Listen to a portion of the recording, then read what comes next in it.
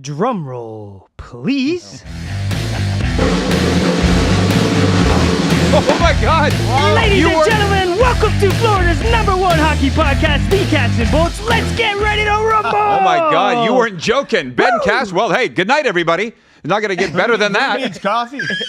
Jeez. It's all downhill from there. That'll wake you up in the morning. Oh my God. Or afternoon. Producer Ben Castro. I'll say Happy New Year, Bill Lindsay. It's your first Cats and Bolts visit of the season. How you doing, man? Nice. We're almost a quarter of the way through the season. And we Excellent. finally got you. Yeah. Glad to be here with you. Yeah, good to be. Hey, Yeah, everybody. well, this is at least we're somewhat established into the season. Yeah, we have Game some two, things. oh, tell me who's winning. Who's gonna? Yeah. Yeah. I have No clue. predictions and stuff like that. Once Yeah, we of get course. to this point, we're starting to form some ideas. You want to talk about established? It's season 3 of this show. Wow. Episode 7 already. I Goes can fast, huh? I can confidently say that Bill Lindsay is our most frequent guest here on the program. So I want to thank you for that. I love coming in, Rod. Yeah. You've become a dear friend over the years. Yeah, I love it. You know that, so it's been special. And heck, it's easy for me. Glad to do Yeah, it. And easy drive. Yeah, we have a lot of fun here. We're going live on YouTube, so folks, if you have questions or comments as we roll for Bill Lindsay and myself, producer Ben reads them. As you see, we've changed a few things up here on Florida's favorite hockey show. But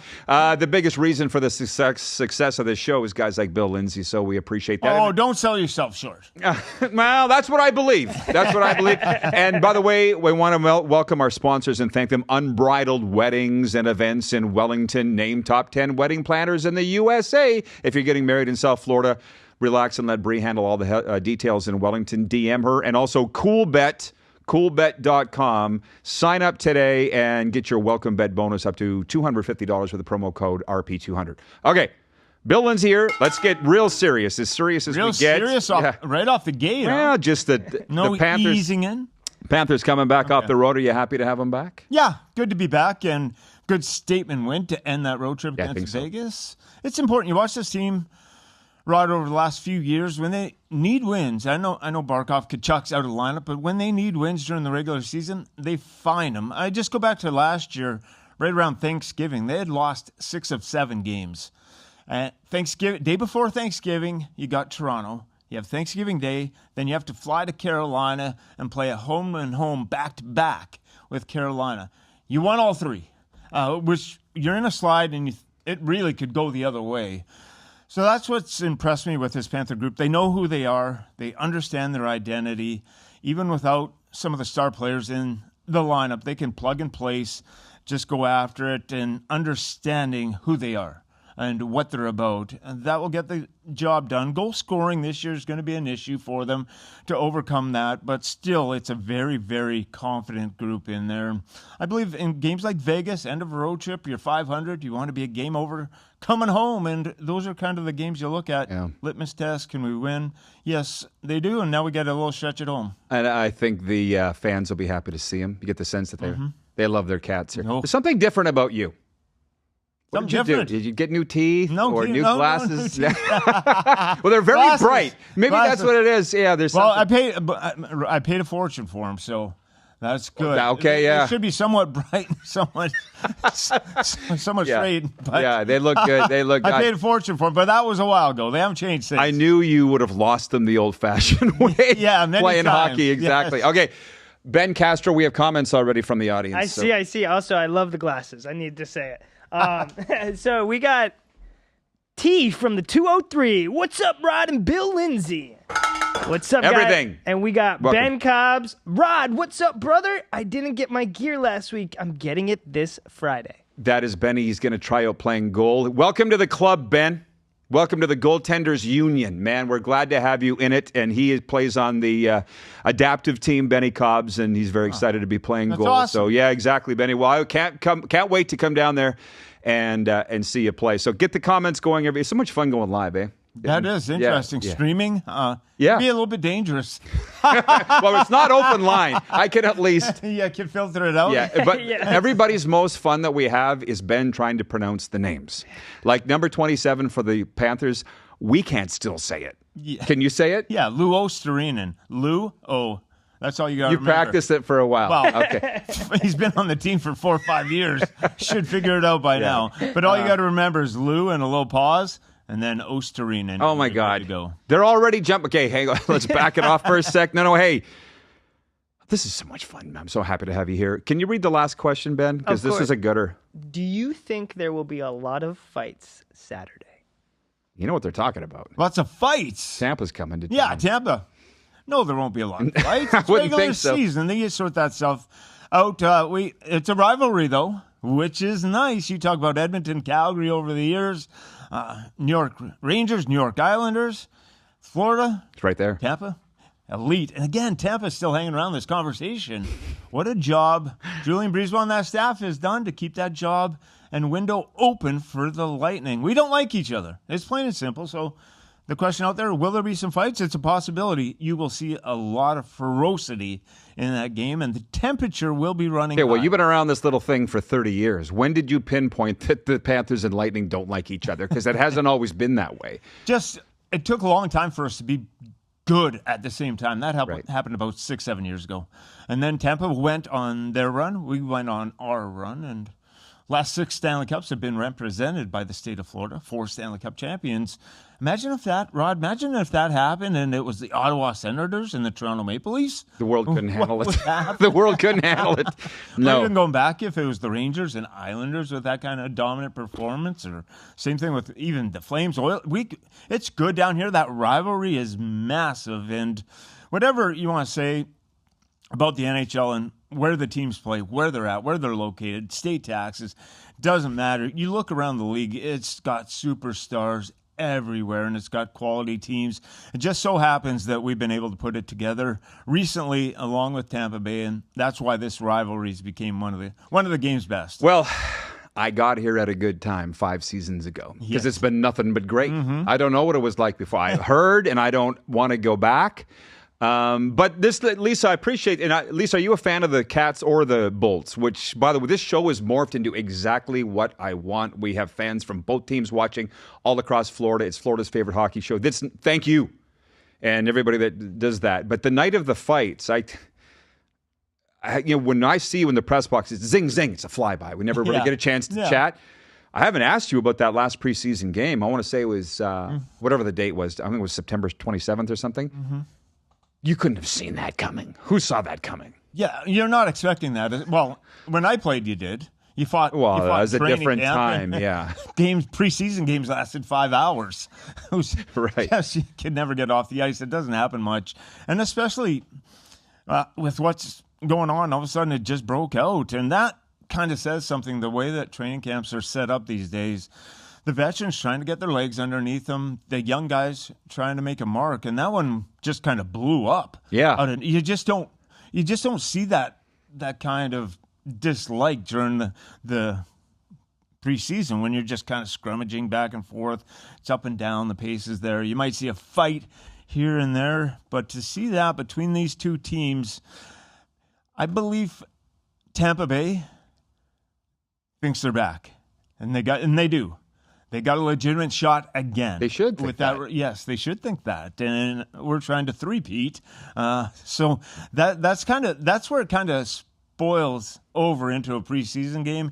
Tampa Bay, we're not going away. We're here, and they want to stick with us. And the Panthers, hey, we're on that mountaintop at this moment, and it could be preseason, could be regular season, could be postseason. It's great for the fans. It's not going over well in Tampa that the Panthers are now Big Brother, obviously. And you know what it's like on the other side, so you don't feel bad for them. Little brother. Right, but Lisa says she's a Bolts fan. Good. So thank you, Lisa, for checking in. And I did not expect to go down this road, but that's fine because I only had 3 questions written down. I already asked one.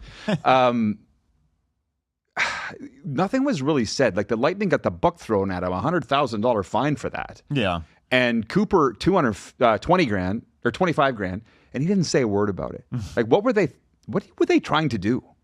Do you want to say? No. What was Tampa trying to do? I think it just got out of control. You don't think they can come in with a predetermined? No, John, especially the coach. John Cooper is not saying a word. After all the years that he's been behind the bench. I didn't say it was him. Yeah, John. Maybe the guys in the dressing room. Yeah, they could start to stir the pot, but it happens on the ice. It's a spontaneous combustion. All of a sudden, one player says something. There's a chirp, and then there's a push, and it's starting to go. no one likes that. And with the Panthers, the way they built their team is we don't want to be bullied. We want to be the bullies, not push us around. Clearly. And maybe coming from that Tampa standpoint is like, okay, you want to do it? We can stand there with you. So maybe they're trying to send a preseason message because You don't think it went back to the playoffs? last year, somewhat, because we've gotten the better of them the last couple of times. Yeah. Before we got the better of them. When the pendulum swings back and forth, it can go back into the playoffs. But you have to understand that there's only a handful of regulars dressed on both sides. So most of those players in that game know they're being sent down the next day or a day after that. Yeah. So why not get my money's worth? Hey, I'm in the battle. I know I'm going to the American Hockey League. Let's make it worth Make it worth it. That's where the young kids trying to make a statement and understanding this is maybe the closest I will ever get to this rivalry, or if I want to be a part of it. Here's my chance. It is awesome. Yeah, but I can't remember. That's where they bring it in. I can't remember the guy's name. Bad on me, Lisa. You might, but I want to say Sexsmith, but it wasn't Sexsmith. The guy that went after Ekblad, like he That's came. a sexy name. Yeah, remember we know old guys named that, but whoever it was came on the ice and he went right at Ekblad and drilled him. Like you can't tell me that wasn't premeditated. Is all that I'm saying. From his side, yeah, I would. Well, if he's had something out for Ekblad, I don't remember the scenario. Ekblad elbowed Hagel in the playoffs. Right? Yes. So, go out and get Ekblad. Yeah, attack Ekblad. They're going to stick up for themselves. There was a bunch of the Hagel elbow on blindsided hit on Barkov wasn't too bad itself. Oh, right. So if you want to go back into that and what they're trying to get there into the last postseason, there was statements on both sides. The Hagel hit on Barkov, and we're going to stand up for our captain. The Panthers are. And Hagel's an important player if they want to go after Ekblad in the course of a preseason. Ekblad's big enough and strong enough to handle that kind of stuff. She knows her stuff. Sabrin. Oh. That's that. Thank you. Not Sexsmith, Sabrin. That's on me. So thank you, Lisa, for chiming in and being part of hockey, Florida's favorite hockey show. I'll tell you one last funny story. My neighbor Fish lives 2 doors down. He's never been to a hockey game in his life. Born and raised South Florida from Lake Worth. He's always been saying, Rod, can you take me to a game? That was the first game I ever that I took him to. Yeah. So now he's like, when can we go back? Yes. I'm like, Fish, they're not all like that. Everyone still enjoys the fighting. It's a good part of the game. They've got it under control to some degree, where it's not just a melee every time that you step onto the ice. But you do still have that element, and you can protect your league's best players, and that's an important part of it. Intimidation still exists in this league. Yeah, I agree. You have to have it. If you go behind and you watch the Amazon Prime series again, playing against Carolina, Brad Marchand yelling out, "You guys scared over there against the Hurricanes? We're coming." That's the understanding, and there is a part of the intimidation that you can get from not even fighting. If you are strong enough and physical enough these days, if you play like Sam Bennett, if you play like Kachuk, and you got guys like Greer and Gadjevich on your fourth line that can stand there and they can play, but they can also wallop the crap out of you, things can get very, very interesting. And that's where the Panthers like to push that button. It becomes a battle. The playoffs for the Panthers becomes a battle of attrition for the other teams. Mm-hmm. Can you stay with our style for 60 minutes? Sometimes. Can you stay with it for 7 games? The answer has been no the last couple of years. But 20 minutes is good for a lot of teams. 40, 60. They wear on you. It just keeps coming wave after wave after wave. And it's relentless style of hockey, and you have to have the right players to play that system. So that's where Paul Maurice, the coaching staff, Paul Maurice changed it all around, said this is how you win in the playoffs. He was exactly right. Well, so, okay, it's so awesome having you here. Somebody said, this isn't a fan podcast. I'm like, no, it's not. We bring in the hockey guys like this, and the reason I bring that up is I feel like the Panthers fans, and all fans, but they expect the Panthers to be playing now like they were in April and May. And I'm like, it's not possible to play, I don't think, that style 82 games. It's hard. Not only 82 games, but you've been to 3 straight Stanley Cups, and you've won 2 of them.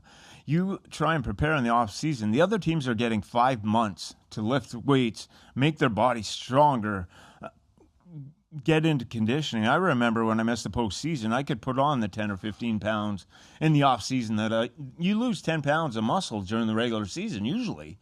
So you don't have time to really lift and put that kind of weight back on. So you're just in a constant battle with yourself, trying to eat, trying to keep enough food in you. Fatigue becomes a problem. And yes, that high intensity, where the Panthers are built, is the understanding that defensive hockey works. So it's not always about that heavy forecheck. They can get by with the taking away speed. They can take away speed through the neutral zone about as good as anyone, and the defensive part of the puck. Those are mandatory things that you must do. And I talked to Paul Maurice.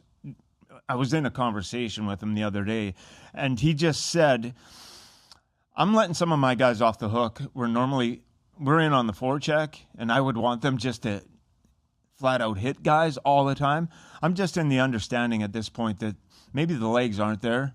Just going in, just rubbing out, taking out the body is good enough at this point. And that's the understanding that you have to be able to grab onto your players and get through this. Every day you have to evaluate your team. Where am I at? Where's it at with the rest? You're going through the injuries. You're not trying to overload your top guys with Barkov and Tkachuk out of the lineup, trying to balance it out. And that's where Bill Zito and this club and all NHL teams get tested with your depth. But it's a constant thing to battle, and fatigue is real. And it's not always the physical fatigue. It's the mental, especially as this season gets going. The dog days are real. When you get into January, they're not February, they're not November. Yes, right. But when you get into January and February, and you're having to push through that's where the real test becomes. That's where it will be again for this Panther team, and they've been able to show it time and time again. And it's about proving yourself, about greatness. This is what the Panthers have done, and what Tampa did. You're talking about borderline greatness. We will talk about these teams as some of the greatest NHL teams that have ever existed. And if you go a step further, and the Panthers were able to three-peat and go to 4 straight Stanley Cup championships in a salary cap era, that would be a dynasty. You would have to, in a salary cap era, it's uncharted territory, and that's where they're trying to get to. Sure. Well, we have that fun dynasty talk all the time because we all kind of said 3 in a row as a dynasty. But somebody brought up the other day on my other TV show, they're like, the Oilers won 4 in 5, and we refer to that as a dynasty, which it was, right? Yes. 2, 1 off, and then 2. That's a dynasty. Yes, that's a dynasty. Yes. But that's salary cap era. Much different. Harder to do. Harder. And remember, during what happened here with the Panthers, it was done during a flat cap with COVID. So you're going through these Stanley Cup championships, and you're not being able to raise the salary cap and pay above and beyond of maybe what are expected. Bill Zito's doing his job, getting these players under contract, keeping this group together. It's much easier now. Kaprizov, $17 million. If you want to keep a Stanley Cup, if you won the Stanley Cup this year, whoever it may be, and you got contracts upcoming, well, we're going to 95, we're going to 105, we're going to 110. It's going to be much easier with that kind of approach, knowing that you're going to be able to stabilize your roster and have money to spend. Have you seen these new ads? They're saying the golden era is here now. I've seen them. You've seen them, and they're awesome. They are. I love Bedard. I love Celebrini. But what about what the old farts are doing? In the middle. well, especially the old guys. We like old guys. Like Crosby, Malkin, Ovechkin, all that kind That's of what crew. I'm saying. Yes. Yeah, Marchand, the Standard-Bearers. Yeah. Yeah, they've led the charge. They've been the ambassadors for the league. We had the Hall of Fame inductions just the other night, and the importance of that is the understanding. When you watch all those players go into the Hall of Fame, Rod, they've represented themselves, but they've also represented the hockey community. So great. And the best part of the hockey community is that there's always a sense of humbleness behind what they're trying to do. The ego is, if they could stand up there and thank every single person, they would. right from their Pee Wee days. Everyone on that stage would, and that's the kind of approach. Ambassadors for the game. Now it goes to Crosby, Ovechkin. They were expected to be that. They've done exactly that. Crosby, down. Now, McDavid, it's time to do your thing. You look over at a player like Nathan McKinnon. They are perfect examples and role models of what you want. And to become on to that type of level, you need talent, but you have to be incredibly driven inside to push yourself and your body behind limits to establish, to become one of the greatest of all time, to get into the Hall of Fame. You have to sacrifice pretty much everything and put it towards a singular goal. And the important, like Zdeno Chara speaks eight languages. Heard that. And he runs marathons. All of these people that get into that level, I firmly believe would be successful at anything they decided to do. They opted to choose hockey. And the ambassador, and that's why our sport is in such a great place, is that, okay, well, we've got the older guard that you're talking about, but what they represented, and it goes on all the way. You could go decade to decade to decade. And you don't ever hear anyone say, Gordie Howe, Wayne Gretzky, I don't look up to these guys because this or that, or because there was a cockiness to them or an edge. No, it's class. It's personified. It's grateful. It's about the teammates and everything that they're able to bring along the road. We're in fabulous shape with the way the game is set up and the young talent that's coming into this league. Lisa, the Bolts fan, says hockey is at its best right now. So much talent in the league. I would totally agree.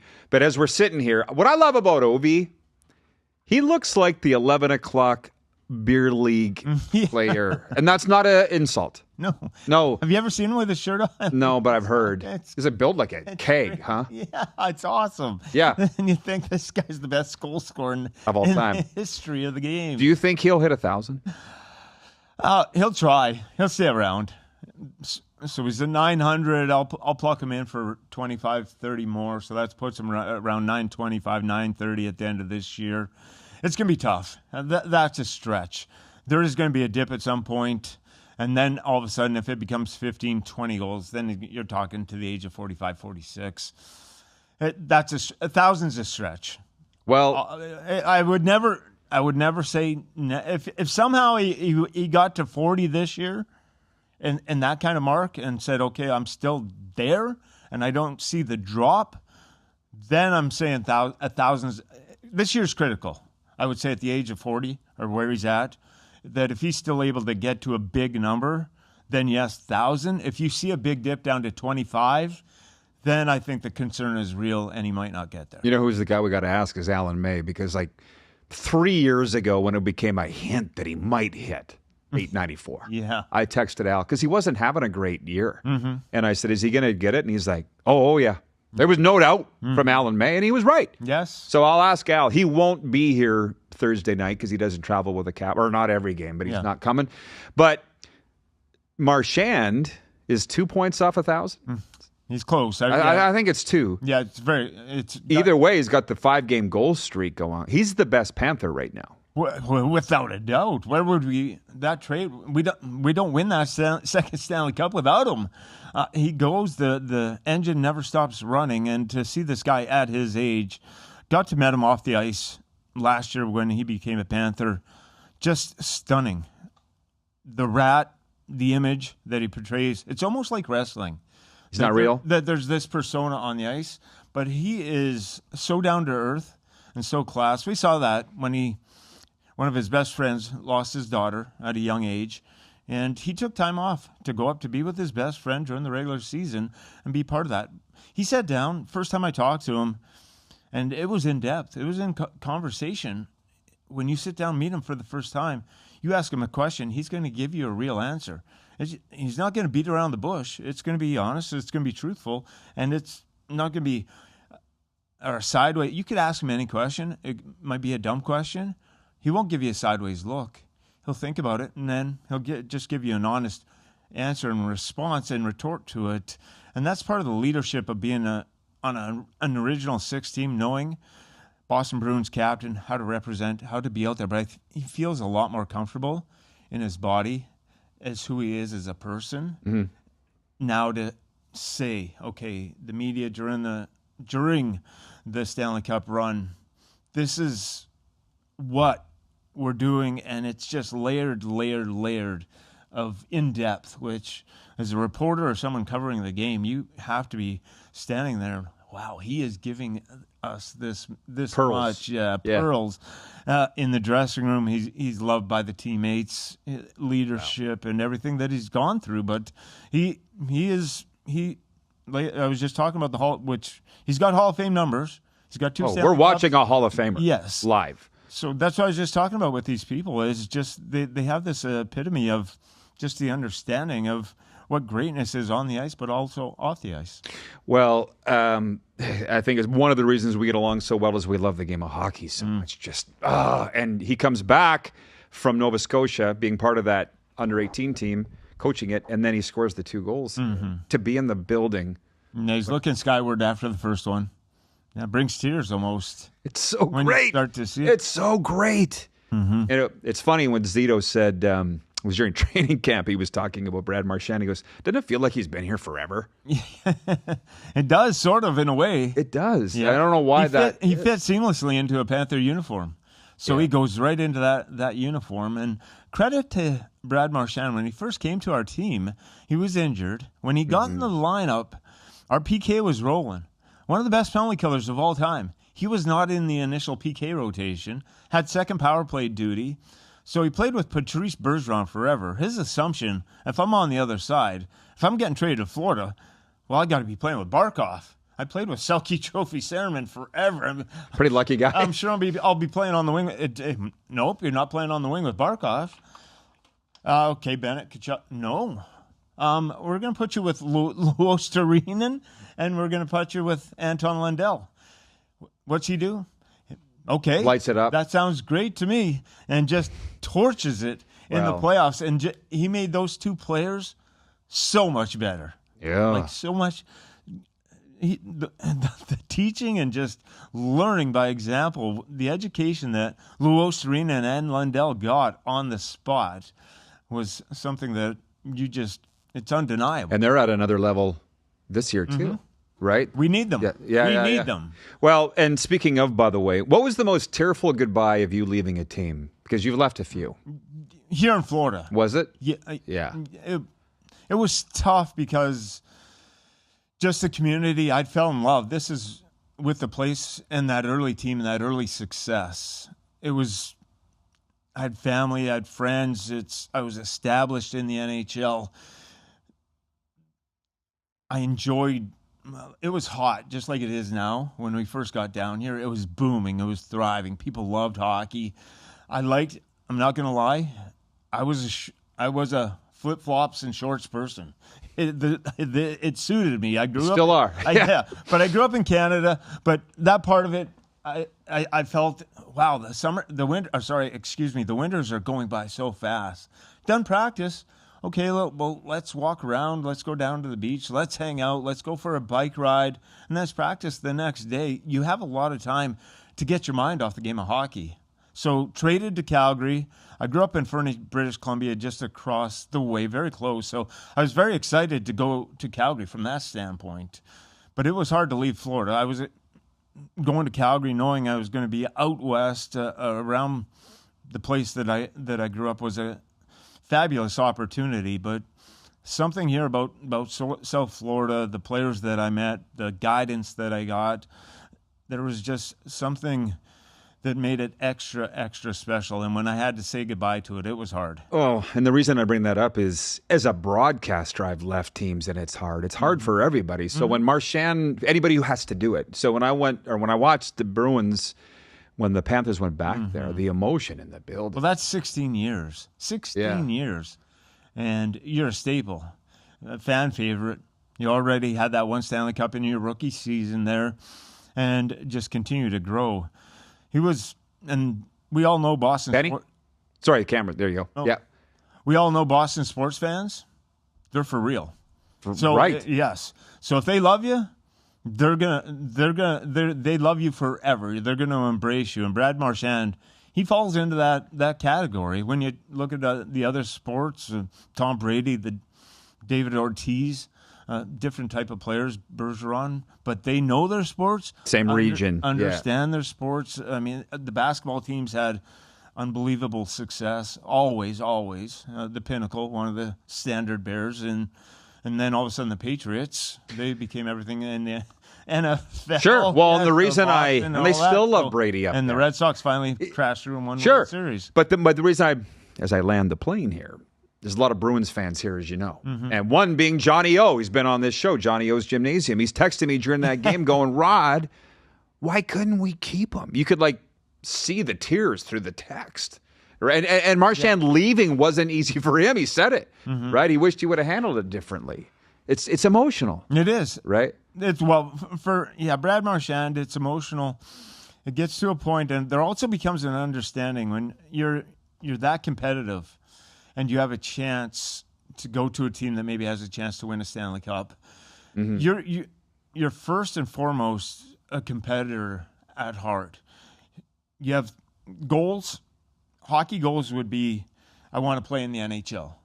That would be, okay, well, I played a game in the NHL. You want to score a goal in the NHL.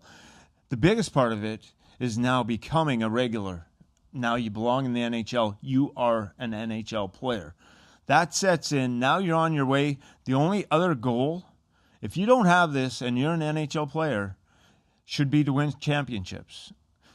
I regret it. Can't do nothing about it. But it is tough to leave the sport with not having a championship ring. It's demoralizing.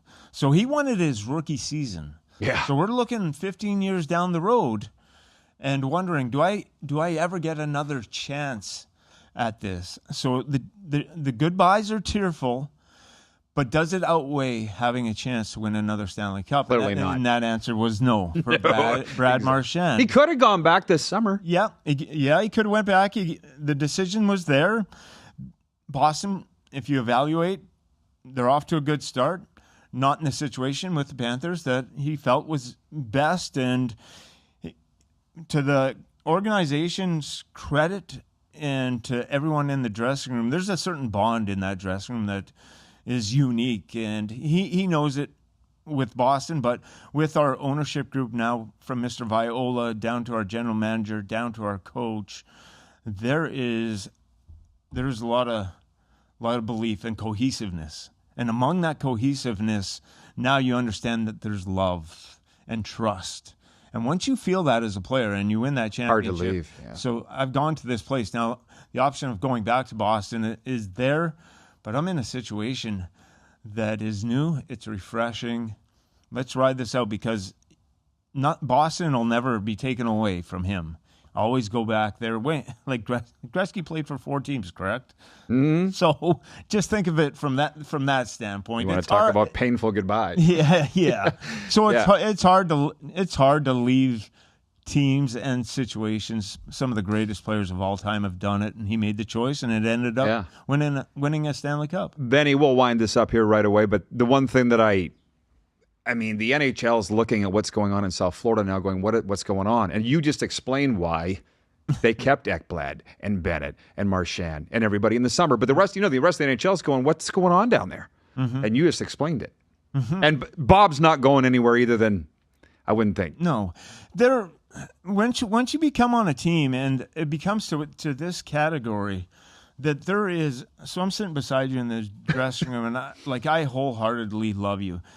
As a player and how hard you work, and maybe it's the captain Barkov, but I'm watching you every day and how good you are, and I'm going home at night after practice knowing I got to wake up and I got to practice as hard as that guy. If I do not, I'm letting my teammate down. I don't feel sorry for myself. I feel sorry that I let my teammate down, and that filters from player to player to player.